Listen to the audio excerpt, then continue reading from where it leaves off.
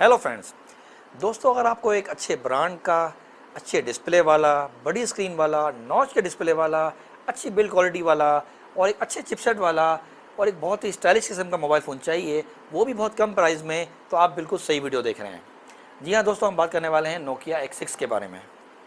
दोस्तों अगर आपने अभी तक मेरे चैनल को सब्सक्राइब नहीं किया है तो वीडियो को नीचे दिए गए रेड कलर के सब्सक्राइब के बटन पर क्लिक करके मेरे चैनल को सब्सक्राइब कर लें। सब्सक्राइब के बटन पर क्लिक करने के बाद बेल आइकन को भी दबा दीजिएगा ताकि आप मेरी हर लेटेस्ट वीडियो को सबसे पहले देख पाएँ और मेरी आने वाली हर वीडियो का नोटिफिकेशन आपको सबसे पहले मिल जाया करे। दोस्तों मेरा नाम है अली बख्श और आप देख रहे हैं कमाल की विड्स। दोस्तों नोकिया X6 के बारे में मुकम्मल तौर पर जानने के लिए इस पूरी वीडियो को शुरू से आखिर तक ज़रूर देखें ताकि आप नोकिया X6 के बारे में मुकम्मल जानकारी हासिल कर पाएँ, मुकम्मल मालूमात हासिल कर पाएँ, क्योंकि ये मोबाइल फ़ोन जो है वो बहुत ही अच्छी प्राइस में आने वाला है और ये मोबाइल फ़ोन जो है वो काफ़ी अच्छे स्मार्टफोन्स को यानी कि Vivo V9 को, Oppo F7 को और ऐसे दूसरे बहुत से स्मार्टफोन्स को बहुत अच्छी टक्कर देने वाला है। दोस्तों पहले बात करते हैं इस मोबाइल फ़ोन की बिल्ड क्वालिटी की। दोस्तों इस मोबाइल फ़ोन में हमें मेटल फ्रेम देखने को मिल जाता है और इसकी बिल्ड क्वालिटी बहुत ही अच्छी है। इसकी बैक पर भी हमें ग्लास देखने को मिल जाता है, तो इसकी बैक जो है ग्लास की होने की वजह से ये मोबाइल फ़ोन जो है काफ़ी स्टाइलिश मालूम होता है, काफ़ी अच्छा लुक प्रोवाइड करता है। लेकिन क्योंकि बैक पे ग्लास है इसलिए इस पर फिंगरप्रिंट जो है बड़े आराम से, बड़ी आसानी के साथ आ जाते हैं। इसलिए मैं आपको रिकमेंड करता हूं कि आप इसके साथ ज़रूर किसी केस को इस्तेमाल करें। इस मोबाइल फ़ोन के अंदर हमें 3.5 mm का हेडफोन जैक भी देखने को मिल जाता है, जो हमें इस मोबाइल फ़ोन के ऊपर की तरफ देखने को मिलता है। इस मोबाइल फ़ोन का जो स्पीकर है वो हमें नीचे की जानिब देखने को मिलता है। नीचे की जानिब USB Type-C पोर्ट के साथ हमें इस मोबाइल फ़ोन के स्पीकर की ग्रिल्स मिल जाती हैं। अब बात कर लेते हैं इस मोबाइल फ़ोन के डिस्प्ले की। इस मोबाइल फ़ोन के अंदर जो स्क्रीन मिलती है वो मिलती है 5.8 इंच की। ये एक IPS डिस्प्ले है जिसकी रेजोल्यूशन है 1080x2280 या और इसका एस्पेक्ट रेशो है 19:9 का। इसका जो डिस्प्ले है वो काफ़ी शानदार है और इसका डिस्प्ले हमें नॉच के साथ मिल जाता है और इसकी जो नॉच है वो काफ़ी छोटी है, जिसकी वजह से इसका डिस्प्ले जो है काफ़ी बेहतरीन मालूम होता है। इसके डिस्प्ले की जो PPI है वो है 435 और इसके अंदर हमें कॉर्निंग गोरिल्ला ग्लास 3 की प्रोटेक्शन भी मिल जाती है और इसकी स्क्रीन के अंदर हमें 2.5D का कर्व ग्लास भी देखने को मिलता है, जो कि एक बहुत अच्छी बात है। अब बात करते हैं इस मोबाइल फ़ोन की चिपसेट की।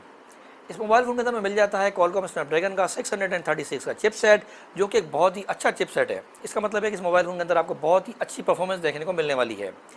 इसके अंदर जो CPU लगा हुआ है वो लगा हुआ है Cairo 260 का। इसके अंदर हमें ऑक्टा कोर CPU देखने को मिल जाता है और ये CPU बेस करता है 40 नैनोमीटर की टेक्नोलॉजी के ऊपर, जो कि एक 64 बिट CPU है। इस मोबाइल फ़ोन के अंदर हमें बहुत ही फास्ट और बहुत ही स्मूथ परफॉर्मेंस मिल जाती है। इस मोबाइल फ़ोन का जो चिपसेट है वो बहुत ज़्यादा लेटेस्ट तो नहीं है, लेकिन इस प्राइस रेंज के अंदर ये बहुत ही अच्छा चिपसेट है जो आपको एक बहुत ही अच्छी परफॉर्मेंस देने वाला है। अब बात करते हैं इस मोबाइल फ़ोन की रैम की। ये मोबाइल फ़ोन हमें मिलता है या तो 4GB रैम के साथ या फिर 6GB रैम के साथ और इसकी रैम की जो स्पीड है वो है 1333 मेगाहर्ट्ज़। ये DDR4 based double channel RAM है। इसका मतलब है कि इस मोबाइल फ़ोन की रैम जो है वो काफ़ी अच्छी है, काफ़ी फास्ट है, जो कि हमें बहुत ही अच्छी परफॉर्मेंस देगी। अब बात कर लेते हैं इस मोबाइल फ़ोन की इंटरनल स्टोरेज की।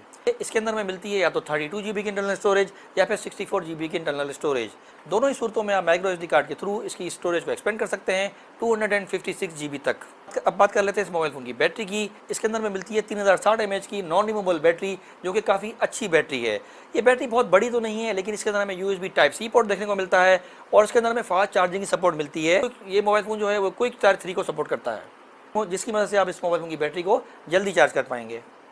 ये मोबाइल फ़ोन जो है वो हमें 3 कलर्स के अंदर मिलता है, यानी कि ब्लैक, वाइट और ब्लू। इस मोबाइल फ़ोन के अंदर आपको हाइब्रिड सिम स्लॉट देखने को मिलता है, यानी कि एक वक्त में आप इस मोबाइल फ़ोन में या तो 2 नैनो सिम लगा सकते हैं या फिर 1 नैनो सिम और 1 माइक्रो SD कार्ड लगा सकते हैं। इस मोबाइल फ़ोन के अंदर आपको फेस अनलॉक का फीचर भी मिल जाता है, जो कि काम तो ठीक करता है, लेकिन ये बहुत ज़्यादा फास्ट काम नहीं करता। इस मोबाइल फ़ोन के अंदर हमें जो GPU देखने को मिलता है वो मिलता है एड्रीनो का 509 का GPU, जो कि एक बहुत ही अच्छा GPU है। इसका मतलब ये हुआ कि इस मोबाइल फ़ोन के अंदर आप अच्छी गेमिंग भी कर पाएंगे। इस मोबाइल फ़ोन के अंदर आपको 3D टच का फीचर भी मिल जाता है। इस मोबाइल फ़ोन के अंदर आपको FM की सपोर्ट भी मिल जाती है। इस मोबाइल फ़ोन के अंदर आपको NFC भी मिल जाता है और इस मोबाइल फ़ोन के अंदर आपको वोल्टी भी मिल जाता है। तो इस मोबाइल फ़ोन के अंदर आपको तकरीबन सभी तरह के सेंसर मिल जाते हैं, इंक्लूडिंग कंपास, जायरोस्कोप और फिंगरप्रिंट सेंसर भी आपको इस मोबाइल फ़ोन में मिल जाता है। अब बात कर लेते हैं इस मोबाइल फ़ोन के OS की। इस मोबाइल फ़ोन के अंदर आपको मिलता है एंड्रॉयड 8.1 ओरियो। इस मोबाइल फ़ोन के अंदर आपको प्योर एंड्रॉयड एक्सपीरियंस मिल जाता है। अब बात कर लेते हैं इस मोबाइल फ़ोन की कैमरास की। इस मोबाइल फ़ोन की बैक पर हमें डुअल कैमरा सेटअप देखने को मिलता है, जिसमें हमें एक कैमरा मिलता है 16 मेगापिक्सल का, जिसका एपर्चर है f2.0 का, जबकि दूसरा कैमरा हमें मिलता है 5 मेगापिक्सल का, जिसका एपर्चर है f2.2 का। और फ्रंट पर हमें सिंगल कैमरा देखने को मिलता है जो है 5 मेगापिक्सल का, जिसका एपर्चर है f2.0 का। तो इस मोबाइल फ़ोन के अंदर हमें काफ़ी अच्छे कैमरास देखने को मिल जाते हैं, जो आपको बहुत ही अच्छा रिजल्ट प्रोवाइड कर देंगे। इस मोबाइल फ़ोन के कैमरा में आपको EIS की सपोर्ट भी मिल जाती है, यानी कि इलेक्ट्रॉनिक इमेज स्टेबलाइजेशन की। ये मोबाइल फ़ोन आपको 3 वेरिएंट्स के अंदर मिल सकता है, पहला वेरिएंट हो सकता है 4 GB की रैम और 32 GB की इंटरनल स्टोरेज, जबकि दूसरा वेरिएंट हो सकता है 4 GB की रैम और 64 GB की इंटरनल स्टोरेज, और तीसरा वेरिएंट हो सकता है 6 GB की रैम और 64 GB की इंटरनल स्टोरेज। अब बात कर लेते हैं इस मोबाइल फ़ोन की प्राइस की। मोबाइल फ़ोन की जो प्राइस है वो इंडिया में हो सकती है 14,000 से 17,000 रुपये के आसपास, जबकि पाकिस्तान में इसकी प्राइस हो सकती है 25,000 से लेकर 27,000 के आसपास। तो प्राइस के हिसाब से देखा जाए और इस मोबाइल फ़ोन की स्पेक्स को देखा जाए ओवरऑल, तो ये मोबाइल फ़ोन जो है वो Vivo V9 और Oppo F7 को बहुत अच्छी टक्कर दे सकता है, और प्राइस के मामले में ये उनसे काफ़ी बेहतर है, क्योंकि Oppo F7 की और Vivo V9 की जो प्राइस है वो इस मोबाइल फ़ोन से काफ़ी ज़्यादा है।